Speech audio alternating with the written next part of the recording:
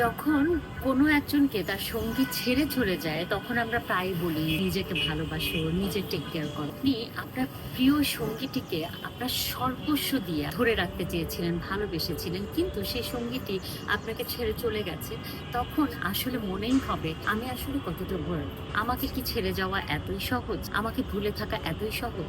তখন নিজেকে হেট করতে ইচ্ছা করে। এই সময়টা যদি কেউ এসে বলে নিজেকে ভালোবাসো, এটা আসলে কঠিন। ক্ষেত্রে আমাদের 30 দিন রোজার মতো রাখতে হবে। কি করি আমরা? পানি খাই না, আমরা খাবার খাই না। তারপরে একটা সময় গিয়ে আমরা পানি খেয়ে খাবার খাই। অনেকে আছে যে 1 বছর হয়ে গেছে সেই মানুষটিকে ভুলতে পারিনি। এই ক্ষেত্রে আমরা আসলে যত কান্না করার, যত স্মৃতিচারণ করার, যা কিছু সবকিছু করে ফেলবো। সে মানুষটার যা কিছু আছে চোখের আড়ালে করে ফেলবো। ছবি হোক, সেটা ব্ল্যাঙ্কেট হোক, অর এনিথিং, আমাদের চোখ থেকে দূরে সরিয়ে দিব।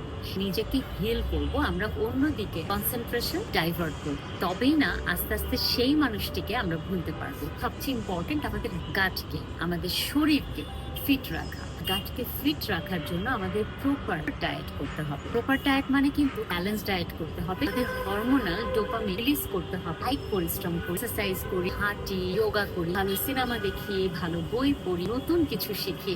তাহলেই না নিজেকে ধীরে ধীরে ভালোবাসতে শিখে যাব। 1 মাসের রোজার মাধ্যমে আমরা খুব সহজেই সেই মানুষটিকে অটোমেটিক্যালি ভুলে যাব।